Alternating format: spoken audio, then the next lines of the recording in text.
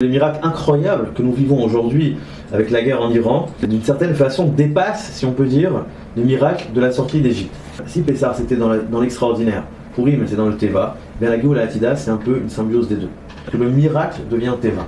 La Géoula que Bezrat Hashem on espère vivre aujourd'hui, c'est une Géoula où le miracle et la nature se conjuguent. L'homme et Akadosh Baruch Hu sont partenaires pour créer cette Géoula. C'est Israël qui a entamé la guerre, c'est Israël qui a tué ses propres ennemis. Ce que nous voyons très clairement, c'est l'interaction. C'est l'action de l'homme qui provoque l'action d'Akadosh Baruch Hu et inversement.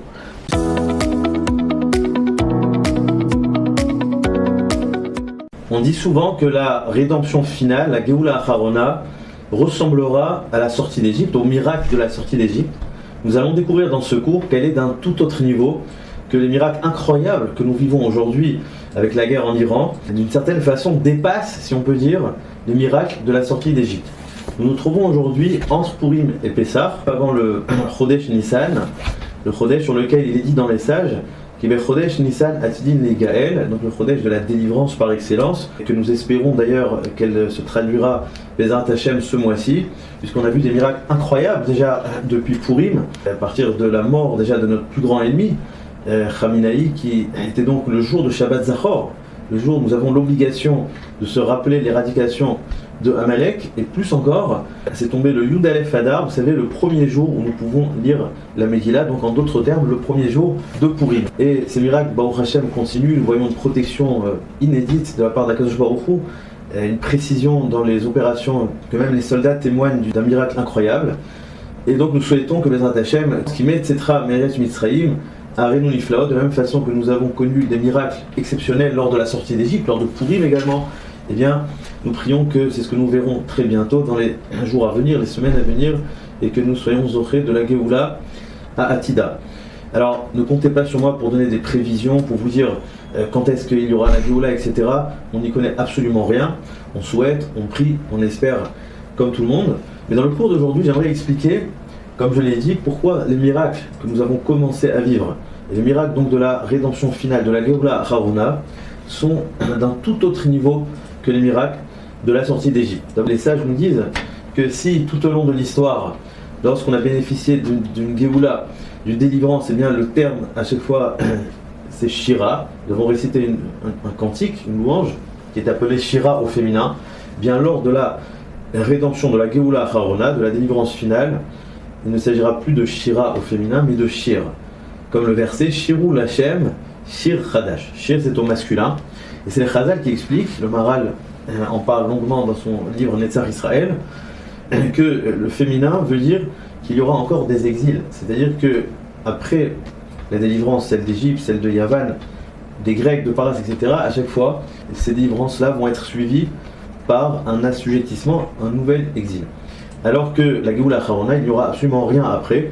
C'est pour ça que si les premières sont au féminin, car, je reprends les termes de Chazal, Yoledet v'achakach yoledet, c'est-à-dire que la femme enfante et continue à enfanter, c'est-à-dire que même après la libération, il y a de nouveau la souffrance, eh bien, la délivrance finale est au masculin, car le masculin n'enfante pas, c'est-à-dire que c'est une délivrance totale, radicale, qui ne connaîtra pas d'exil juste après. Et donc, de cette façon-là, la Géoula Acharona est d'un autre niveau, et si on peut dire, la Géoula, la délivrance de Mitzrayim était une Géoula incroyable, mais elle est à l'origine des exils. C'est-à-dire que c'est un prélude pour tous les exils qu'il y aura après.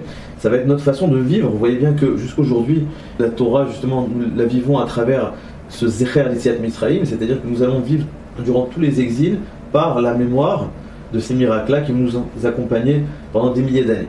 C'est les miracles les plus grands, mais qui sont comme prélude, introduction à l'exil. Alors que la dernière délivrance n'est plus une introduction, mais au contraire une finalité, une synthèse. Et donc, de cette façon-là, elle est plus élevée, elle est plus grande. Mais alors, ce que j'aimerais dans le cadre de ce cours, c'est expliquer en quoi elle est plus élevée. Qu'est-ce qu'il peut y avoir de plus grand que le miracle incroyable des 10 plaies, de l'ouverture de la mer? Qu'est-ce que nous pouvons imaginer de plus grand? Et c'est ce que nous allons découvrir. Mais avant ça, j'aimerais poser 3 questions.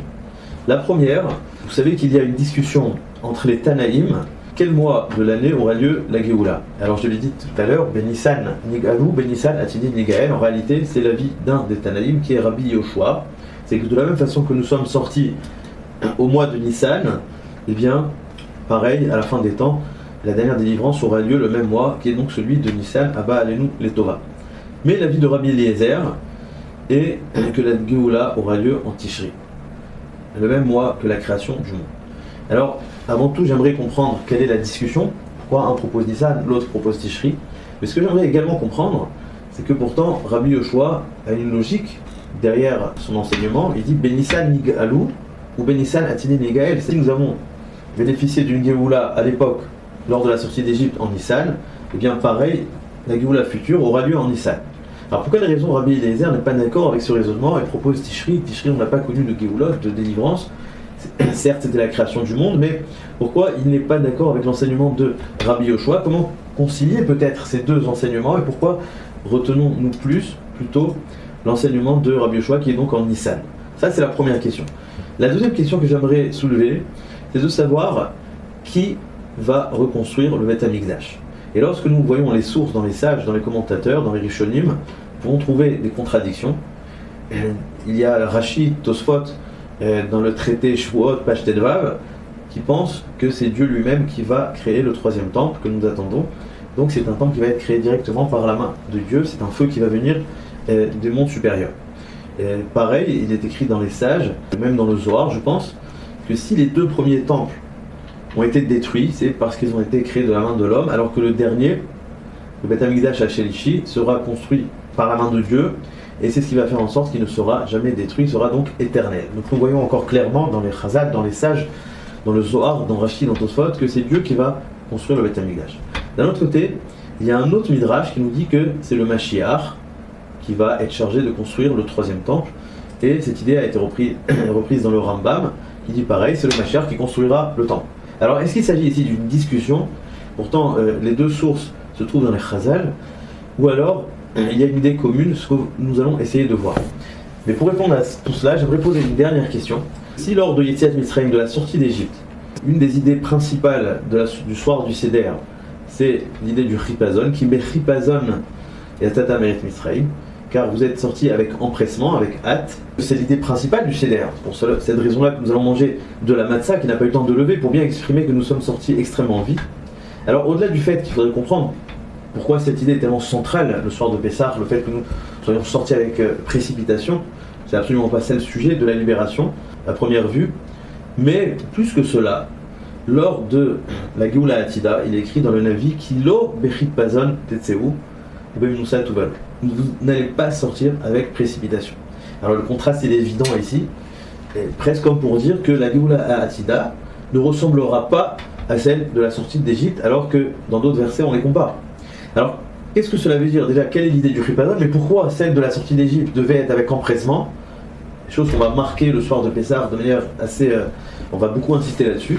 Alors qu'à la fin des temps, on te dit attention, non, kilo, Chipazon, vous allez sortir tranquillement, sans empressement. Quelle est l'idée qui se cache derrière? Alors pour comprendre cela, j'aimerais résumer en fait l'histoire juive en deux niveaux de délivrance. La première, c'est la sortie d'Égypte, et la deuxième, c'est Purim.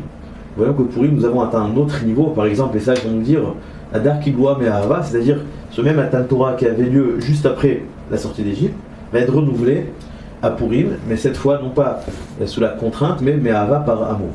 Nous voyons donc qu'il y a une forme de répétition de l'histoire, une autre dimension, un autre niveau, une autre coma, un autre étage.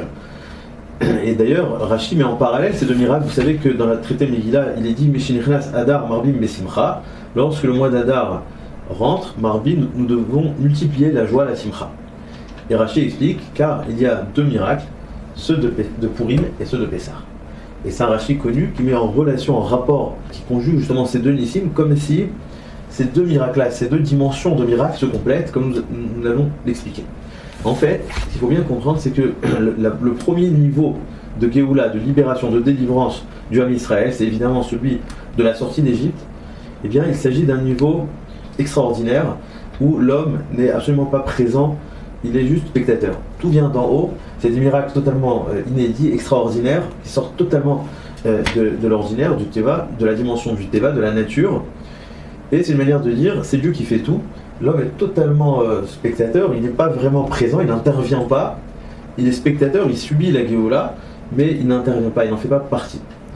Et je voudrais expliquer que c'est précisément pour cette raison-là qu'on parle du Chipazon, car il s'agit ici d'un passage radical, miavde paro, les avde Hashem. On reste des avadim, donc on passe de serviteur à serviteur. Et c'est pour cette raison-là, peut-être, qu'il y a cette notion d'empressement, car il ne faut absolument pas qu'il y ait un temps justement entre ces deux dimensions-là, car nous devons rester serviteurs. Tout ce que nous avons été esclaves pendant 200 ans, c'est pour pouvoir reprendre cet esclavage et le convertir vers Akadosh Baruch Hu. Et donc s'il y a un petit temps entre les deux, on risque de consommer ce moment au point où on va perdre cette nature-là de évêque, d'esclave. C'est-à-dire que le Chipazon vient nous dire que vous devez rester comme vous étiez. Comme nous avons dit avant, vous n'allez pas être acteur, vous n'allez pas être véritablement en phase, partenaire avec Akadosh Baruch Hu. Vous restez comme vous êtes, simplement vous changez de destinataire, vous passez de Paro à Akadosh Baruch Hu. Ça, c'est le niveau de Pessah. Alors, avant d'arriver à la fin des temps, j'aimerais justement parler de Purim. À Purim, il ne s'agit absolument plus de miracles spectaculaires. Comme nous le savons, tout s'inscrit dans la réalité de l'Empire perse, et dans la culture perse. Il n'y a absolument rien qui choque, qui dépasse la raison. L'histoire est tout à fait rationnelle, banale. Simplement, il y a un S qui intervient au cœur même de la réalité, comme nous connaissons l'histoire. Et donc cela vient de nous dire, comme nous savons tous, que Purim nous apprend que le miracle existe dans le Teva, dans la nature, dans le cadre de la nature. Non pas comme lors de la sortie d'Égypte où l'homme était spectateur de choses immenses, extraordinaires. À Purim, nous apprenons exactement l'inverse, et bien que la divinité réside dans le naturel. Le miracle réside dans la nature, et donc Dieu existe dans la réalité physique. C'est ce que nous apprenons à Purim. À partir de ça, j'aimerais exprimer ce qu'il y a de plus dans la dernière Géoula. Eh bien, c'est que si Pessah c'était dans l'extraordinaire, Purim c'est dans le Teva, bien la Géoula Atida c'est un peu une symbiose des deux. C'est-à-dire, en un mot, que le miracle devient Teva. C'est pas que le Teva, que la divinité s'inscrit dans le Teva, mais que le miracle lui-même devient Teva, c'est-à-dire que nous allons être partenaires avec Akadosh Baruch Hu. Il ne s'agit plus de passer de serviteur à serviteur, mais peut-être de serviteur à fils. Et un fils, il agit, il intervient, il fait partie de cette Géoula. Donc la Géoula Atida, la Géoula que Bezrat Hashem, on espère vivre aujourd'hui, c'est une Géoula où le miracle et la nature se conjuguent. L'homme et Akadosh Baruch Hu sont partenaires pour créer cette Géoula. L'homme, il fait partie même de la création de cette Géoula avec Akadosh Baruch Hu. Et donc, à partir de ce moment-là, on peut bien comprendre pourquoi il n'y aura pas de Chipazon. Car comme nous avons dit, le Chipazon, c'est ce passage-là de serviteur à serviteur. Or ici, dans la Géoula Atida, bien au contraire, l'homme doit agir, interagir dans cette Géoula. Nous devons être en phase avec les valeurs d'Akadosh Baruch Hu. Il ne s'agit plus d'un passage rapide, un petit peu comme un accouchement de serviteur à serviteur, mais au contraire, nous allons vivre pleinement ces moments-là de Géoula et nous allons interagir, intervenir au même titre presque, si on peut se permettre, que Akadosh Baruch Hu. On fait partie totalement, on fait partie intégrante du processus de la Géoula. Et donc c'est pour cette raison-là qu'au contraire il n'y a plus de Chipazon. Là on est arrivé au but, comme nous avons dit, la délivrance d'Égypte c'était avant l'exil, là on est après l'exil. Il n'y a plus rien après, on est dans l'éternité et on est dans la, si on peut dire presque dans la consommation de la Géoula. À partir de cela, on peut expliquer la marloquette entre Rabbi Yoshua et Rabbi Eliezer. C'est que Rabbi Eliezer veut dire en Tishri plutôt que Nissan, car Tishri c'est la nature, c'est la création du monde. C'est la genèse, ce qui veut dire le naturel, la nature. On ne parle pas du miracle, évidemment tout est miracle, mais c'est ce qui va établir les règles du monde, qui sont donc les règles naturelles, la nature. Et pour Rabbi Eliezer, la dernière Géoula doit s'inscrire dans une dimension de nature, et non pas de miracle. Le miracle c'est ce qui sort de l'ordinaire, c'était bien pour une préparation à l'exil, mais une fois qu'on arrive à la fin, tout doit être nature. Rabbi Yoshua dit non, qui dit Géoula, qui dit délivrance, dit miracle. Et donc, il pense que c'est en Nissan. Nissan, ça représente la dimension du miracle, de l'extraordinaire, de ce qui dépasse le cadre de la nature. Mais alors comment concilier ces deux avis? En vérité, il y a quelque chose ici d'extraordinaire. C'est comme nous avons dit, si Pessah c'est le miracle, Purim c'est le miracle dans le Teva, eh bien la Géoula Atida, la dernière délivrance, c'est lorsque le miracle lui-même devient Teva. C'est-à-dire que tout est miracle et nous vivons les miracles de manière tivite. Et donc à partir de ça, on pourrait dire quelque chose de très fort. Rabbi Yoshua il pense que Nissan devient Tishri. C'est-à-dire que oui c'est en Nissan, car Nissan c'est le mois par excellence de la délivrance.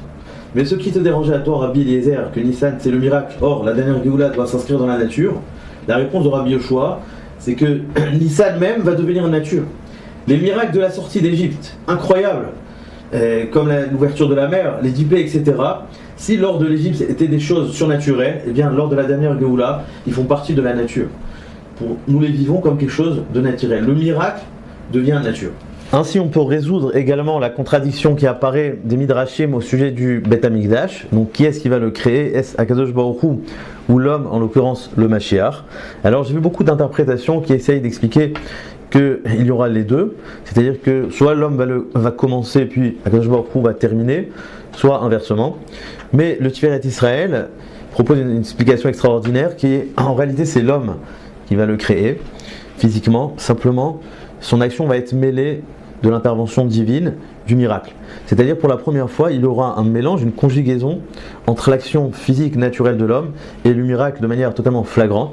Et donc on pourrait peut-être proposer que si le premier Beth Amikdash était d'une dimension totalement du miracle, eh bien ça correspond un petit peu à la première dimension qu'on a appelée la sortie d'Égypte. Donc il y avait des miracles extraordinaires, la présence quasiment palpable de la divinité, le feu qui venait d'en haut, etc. Alors que le deuxième Beth Amikdash, on pourrait dire, il correspond plus au Nes de Purim. D'ailleurs, c'est pas pour rien que c'est les exilés, enfin ceux qui revenaient de Paras, qui l'ont reconstruit. D'une certaine façon, ils représentaient le Nes, la présence divine dans le Teva. Et comme nous savons, d'ailleurs, il y avait beaucoup moins de miracles dans le deuxième Beth Amikdash. Il n'y avait pas le Haron, il n'y avait pas le Urim et Tumim, il n'y avait pas le ciel qui venait d'en haut. Il n'y avait plus de Nevoa. Donc ça correspond au deuxième niveau. Et on pourrait dire que le troisième Beth Amikdash, eh bien, ça sera une conjugaison des deux, du Nes et du Teva, de l'intervention de l'homme avec l'intervention de Kadosh Baruch Hu simultanément. C'est-à-dire que l'action même de l'homme fait réagir, fait interagir la dimension du miracle, et donc il y a un vrai partenariat entre l'homme et Akadosh Baruch Hu. Et on pourrait dire que c'est ça le sens profond des propos de Rashi que nous avons cités. Mishenichnas Adar Marbim Besimcha. Lorsque le mois d'Adar entre, on multiplie la joie pour, comme nous dit Rashi, les miracles de Purim et de Pessah. C'est que Rashi vient nous dire qu'il y a un certain lien entre Purim et Pessah. Peut-être cette fois-ci, Purim est une introduction à Pessah, bien que historiquement elle a lieu bien après. Mais c'est une façon de nous dire que Purim est une introduction au véritable Pessah du Hatilavo, au mois de Nissan et Hatilavo, pour nous dire que les miracles de la sortie d'Égypte, nous allons les vivre comme quelque chose de Teva. Purim nous a appris le Teva, mais Pessah et Purim, les deux ensemble, eh bien, ça nous fait que les miracles même deviennent Teva. C'est pas simplement que Dieu se cache à travers le Teva, car Purim est encore une fête d'exil. Il faut bien se rappeler, comme nous avons dit, la sortie d'Égypte. Et avant l'exil, Purim est une fête au cœur même de l'exil. Et la dernière délivrance, c'est une délivrance qui termine l'exil, qui finit, qui est la synthèse de tout cet exil, où il n'y a plus d'exil après cela. Et donc c'est la synthèse entre ces deux dimensions-là, de Purim et de Pessah. Et la vérité, je ne peux pas m'empêcher de dire que c'est le sentiment de ce que nous vivons aujourd'hui. L'homme, Israël en l'occurrence, aujourd'hui interagit dans cette guerre de l'Iran, dans ces miracles extraordinaires. Comme nous avons vu, c'est Israël qui a entamé la guerre, c'est Israël qui a tué ses propres ennemis. On a passé une année incroyable où ça nous fait penser aux 10 fils d'Aman, où il y a tellement d'ennemis qui ont été tués par Israël. Alors évidemment, on voit les nissim, les miracles incroyables, la providence particulière qu'on peut voir à chaque instant. Ça manque pas de témoignages de soldats, etc., qui eux-mêmes témoignent que leur opération dépasse totalement la raison, le niveau de détail, de précision, d'information, etc. Mais ce que nous voyons très clairement, c'est l'interaction. C'est l'action de l'homme qui provoque l'action de Kadosh Baruch Hu et inversement. Cette shoot-foot, ce partenariat, et à partir de toutes ces années de galout, d'exil, de la Torah que nous avons reçue, une nouvelle fois Me'ahava, de la quantité de Torah qui est en Eretz Israël, que les Baté Midrashot se remplissent encore plus, qu'il y ait toujours d'estime pour cette Torah-là, et bien c'est ça qui va faire en sorte que nous puissions arriver à cette Géoula Atida où l'homme peut presque adhérer, peut être le fils d'Akadosh Baruch Hu au point où c'est les deux ensemble qui vont créer cette Géoula. Pour terminer, j'aimerais juste citer ce que nous disons le soir de la Haggadah de Pessah. Vous savez que à la fin du Maggid, nous disons la formule Venomar lefanav shira chadasha. Nous allons dire devant toi une shira. Comme nous avons dit, la shira c'est le terme qu'on emploie pour les délivrances qui ont lieu au sein de l'exil, quand il y a encore un exil qui suit. Mais juste après, celui qui prête attention, comme nous avons cité au début du cours, nous allons dire Venodé lecha shir chadash. C'est au moment de la beracha, de la bénédiction, juste avant de boire le deuxième verre.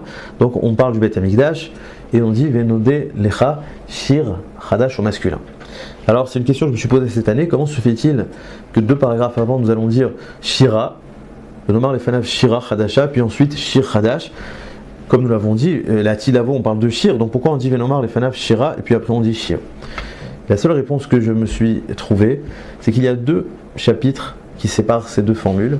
Eh bien, ce sont les 2 premiers paragraphes du Hallel. Juste avant le Hallel, on parle de Shira, et juste après le Hallel, ça devient Shir.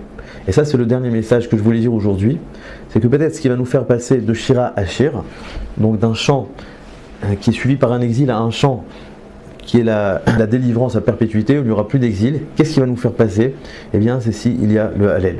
C'est-à-dire que la condition pour pouvoir mériter des miracles extraordinaires, pour que tout cela continue et qu'on soit offré le plus vite possible de la dernière Géoula, c'est si nous sommes dans le Hallel, si nous sommes dans la Oda'a, si nous reconnaissons ces miracles-là.